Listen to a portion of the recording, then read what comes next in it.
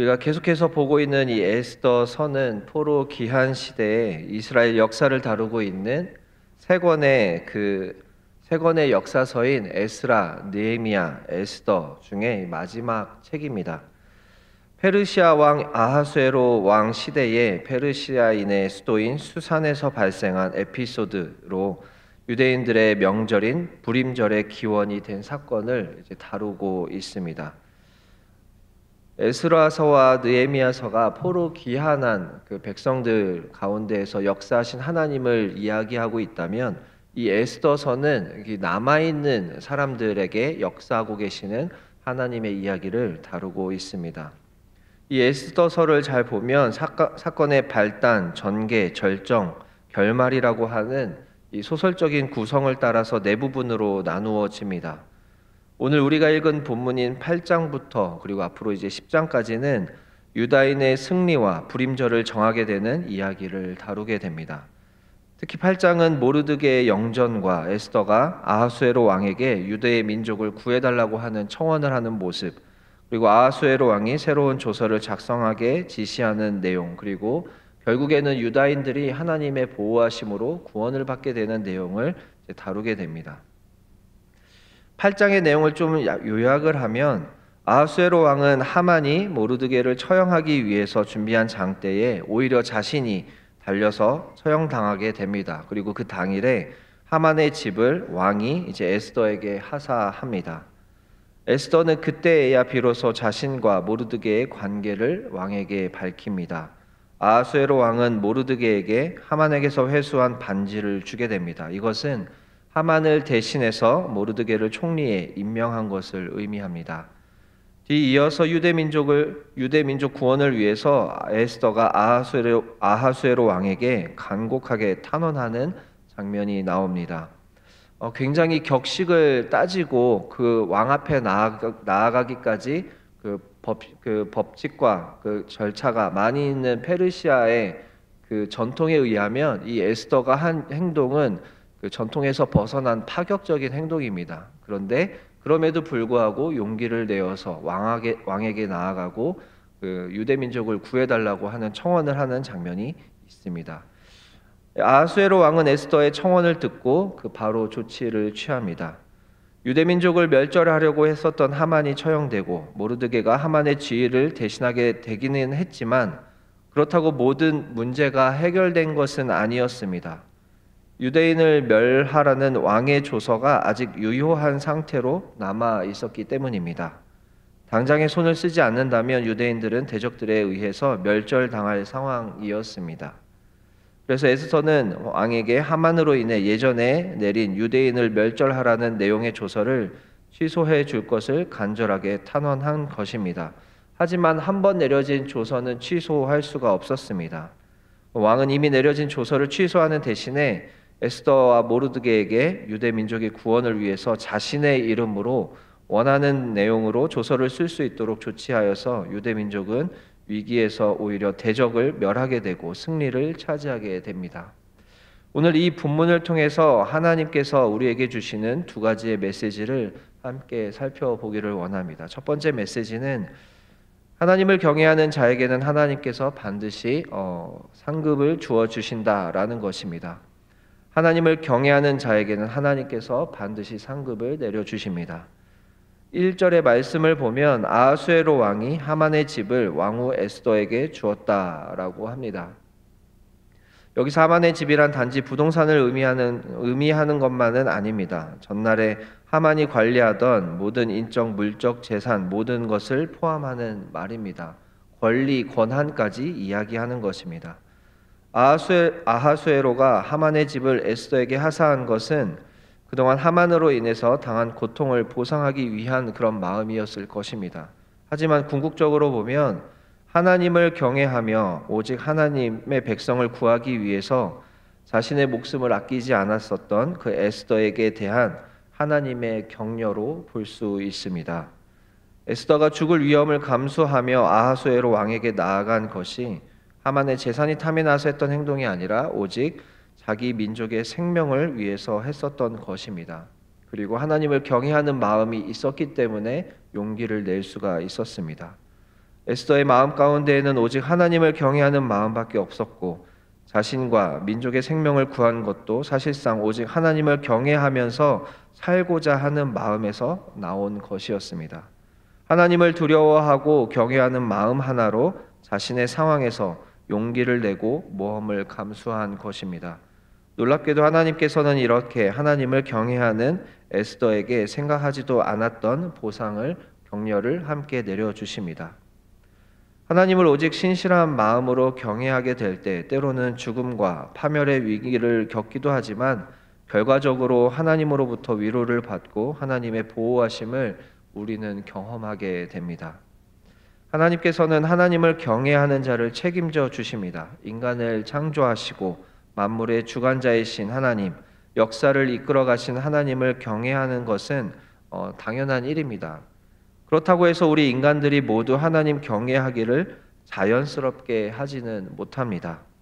보이지 않는 하나님보다 당장의 눈앞에 펼쳐지는 상황들에 우리는 압도되고 걱정하고 두려워할 때가 사실은 더 많기 때문입니다. 그런 인간의 나약함에도 불구하고 하나님을 의지하고 경외하는 자들에게 하나님께서는 그 마음을 알아보시고 그 마음을 기뻐하십니다. 그렇기에 하나님께서는 우리의 삶에서 여러 가지 사건을 통해 하나님을 의지할 때 어떻게 책임져 주시는지 우리가 경험할 수 있도록 인도해 주십니다. 사건들을 통해서 우리가 하나님을 경험할 때 우리의 믿음은 더 단단해집니다. 우리가 잘 알고 있는 믿음의 조상 아브라함의 삶이 딱 그러한 형국입니다. 아브라함이 처음에 하나님의 말씀을 듣고 그 하나님의 약속을 듣고 어떤 용기 있는 행동을 하지만 자세히 살펴보면 그 위기 때마다 믿음에 실패하는 아브라함의 모습을 보게 됩니다. 땅과 자손을 주시겠다고 하는 하나님의 약속에도 불구하고 기근이 찾아오니 이집트로 도망가는 아브라함, 그곳에서 사라가 자신의 부인이 아니라고 거짓말했었던 아브라함, 그리고 분명히 자손을 주시겠다고 약속해 주셨음에도 불구하고 기다리지 못해서 하갈과 관계를 맺고 이스마엘을 낳으며 그 믿음에 실패하는 아브라함, 계속해서 믿음에 실패하는 아브라함이었지만 하나님께서는 오히려 그때마다 약속을 해주시고 오히려 새로운 어떤 그런 하나님을 경험할 수 있는 사건들을 보여주시면서 아브라함의 믿음이 성장할 수 있도록 인도해 주십니다. 그렇게 아브라함이 믿음이 성장할 수 있었고 나중에 자신의 자식까지 아까워하지 않으며 하나님 앞에 드릴 수 있었던 그 아브라함이 될 수 있었습니다. 하나님은 인간이 하나님을 경외하면 그를 기뻐하시고 그에게 합당한 상급을 주십니다. 히브리서 기자는 하나님께 나아가는 자는 반드시 그가 계신 것과 또한 그가 자기를 찾는 자들에게 상 주시는 이심을 믿어야 할지니라 라고 기록합니다. 사랑하는 성도 여러분, 여러분들 모두가 하나님을 경외하는 삶을 살아가시면서 하나님께서 여러분들을 책임져 주시는 것을 날마다 경험하시면서 살아가시기를 축원합니다. 오늘 주시는 두 번째 메시지는 하나님을 경외하는 자는 자신의 나라와 민족을 함께 마음에 품고 기도하게 된다라는 것입니다. 하나님을 경외하는 자는 자신의 나라와 민족을 함께 마음에 품고 기도하게 됩니다. 6절을 보면 내가 어찌 내 민족이 화당함을 참아 보며 내 친척의 멸망함을 참아 보리이까 하니 라고 하면서 에스더가 아하수에로 왕에게 호소하는 장면이 나옵니다. 이것은 에스더가 자신의 생명을 걸고 아하수에로 왕 앞에 나아간 동기가 자신의 유익이나 권세를 위해서가 아니라 오직 자신의 민족을 멸망에서 구하기 위해서 했던 행동이었음을 보여주는 것입니다. 성경을 보면 신앙의 위인들은 한결같이 자기 자신의 인생에만 신경을 쓰는 것이 아니라 자신의 나라와 민족을 위해서 늘 생각하고 기도하고 있는 장면을 보게 됩니다. 모세는 성경에서 가장 위대한 믿음의 조상 중에 한 사람입니다. 모세는 시내 광야에서 이스라엘 백성들이 금송아지 우상을 만들어서 경배할 때 그 이스라엘 백성들이 하나님의 화를 입어서 진멸의 위기에 처했을 때 하나님께 이스라엘 백성들의 죄를 용서해 주시기를 하나님께 간곡하게 호소합니다. 굉장히 이스라엘 백성들을 데리고 출애굽을 하는 과정에서 오히려 우리가 이집트에 있을 때가 오히려 좋았다라고 하는 불평과 불만을 굉장히 많이 들었었던 모세였음에도 불구하고 이 사건이 이렇게 벌어지자 하나님께 이 백성들을 위해서 중보했었던 것입니다. 그러면서 만일 이스라엘 백성들의 죄를 사하지 않으신다면 하나님의 기록하신 책에서 자신의 이름을 지워달라고까지 이야기합니다. 또한 모세는 이스라엘 백성들이 가데스 바네아에서 하나님께 반역하고 애굽으로 돌아가려고 할 때에 하나님께서 그들을 멸하고 대신 모세를 통하여 새로운 민족을 이루시겠다고 하시자 이스라엘 백성들에게 인자를 베풀어서 용서해 주실 것을 호소하며 이스라엘 백성들이 멸망하는 것을 막았습니다. 다윗은 사울에게 쫓겨서 광야에서 400여 명의 힘없고 갈데없는 사람들과 함께 공동체를 이루어서 지내고 있었습니다. 그때 시글락이라고 하는 마을이 블레셋에게 공격을 당해서 고통을 당하고 있을 때 모른 척하지 않고 시글락을 구하기 위해서 그 막강한 블레셋과 전투를 벌입니다. 다윗이 쫓겨다니는 상황이라서 숨어 지내야 하는 상황인데 자신의 민족이 공격당하는 것을 보고 그냥 보지 못하고 블레셋과 전투를 하게 되는 용기를 발휘합니다. 구약뿐만이 아니라 신약에서도 민족을 사랑한 신앙인의 모습을 찾을 수가 있습니다. 바울은 이방인의 사도로 부름을 받은 사람입니다. 그래서 그는 유대 땅이 아닌 이방 땅을 돌아다니며 예수님의 복음을 전했습니다. 그는 예수 그리스도 안에서는 유대인이나 이방인이 차별이 없다고 부르짖었습니다. 그러나 바울은 굉장히 유대인들을 사랑한 사람이었습니다.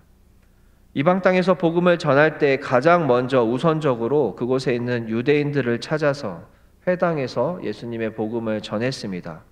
유대인들이 자신이 전하는 복음을 싫어하고 핍박하는 상황을 알고 있으면서도 그 상황에도 불구하고 오히려 먼저 유대인들이 모여있는 회당에 가서 복음을 전한 것입니다.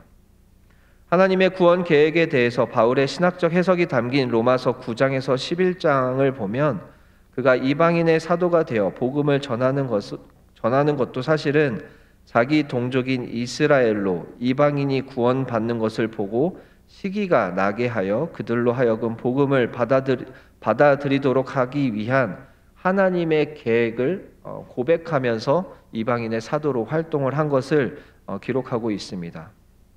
로마서 9장 3절을 보면 이렇게 기록합니다.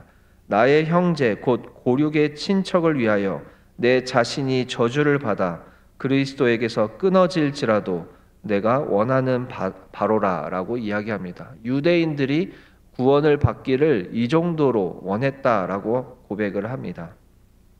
바울이 자신의 민족을 얼마나 사랑했는지 단적으로 보여주는 구절입니다. 이렇게 위대한 믿음의 선배들은 자기 자신의 삶에 한정되지 않고 주변의 사람들은 물론이고 자신의 민족과 나라를 위해서 사랑해서 하나님께 매달려 기도하기도 하고 용기 있는 실천을 하기도 했습니다. 요즘에는 많은 뉴스를 보고 세계의 많은 소식들을 접하게 되면 참 기도가 많이 필요한 시기다라는 것을 실감하게 됩니다. 여러 가지 상황들 속에서 하나님께서 우리나라와 민족을 지켜주시고 우리나라와 민족이 하나님을 경외하는 민족이 되고 하나님께서 우리에게 맡겨주신 사명과 역할들을 다시 할 수 있으면 참 좋겠다라는 생각을 하게 되는 요즘입니다. 사랑하는 성도 여러분, 우리가 하나님께 기도하며 나아갈 때 우리 각자의 삶과 우리 가정의 기도 제목뿐만이 아니라 우리 교회를 위한 기도와 우리 나라와 민족을 위한 기도를 함께 열심으로 해 주시기를 간곡하게 부탁드립니다. 우리가 지도자들을 위해서 기도하고 모든 지도자들이 하나님을 두려워하며 떨리는 마음으로 시민들을 섬기는 마음으로 모든 일들을 잘 감당할 수 있도록 기도해 주시기를 소망합니다. 그래서 하나님께서 우리나라 가운데에 인간의 힘이 아니라 하나님의 힘으로 하나님의 역사로 모든 상황을 회복시켜 주시는 것들을 우리 모두가 바라볼 수 있게 되기를 소망합니다. 함께 기도하시겠습니다.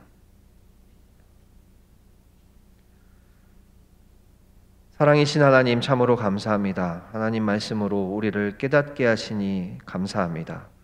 오늘 말씀을 통해서 하나님께서는 하나님을 경외하는 백성들을 책임져 주시고 오히려 우리가 생각하지도 못한 상급까지 내려주시는 분이신 것을 발견하게 하시니 감사합니다. 하나님, 우리가 다른 것들의 마음을 빼앗기지 않고 하나님을 경외하고 두렵고 떨리는 마음으로 하나님께 날마다 가까이 가는 삶을 살아갈 수 있도록 인도하여 주시옵소서. 또한 성경에 기록된 믿음의 선배들이 자신의 삶에 함몰되지 않고 자신의 나라와 민족을 위해서 애쓰고 하나님께 매달리고 용기 내어 하나님의 일을 감당했었던 것을 보게 하시니 감사합니다. 기도가 많이 필요한 이때에 우리 하나님의 백성들이 나라와 민족을 위해서 기도할 수 있도록 기도의 영을 더하여 주시옵소서.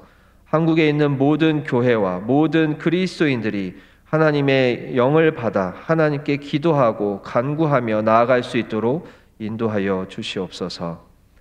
하나님, 우리들이 힘없고 연약하지만 죄 많은 우리들이지만 우리를 택하셔서 죄로부터 구원해 주시고 그러한 우리가 다시 하나님의 역할과 사명을 받아서 살아가게 하시니 감사합니다.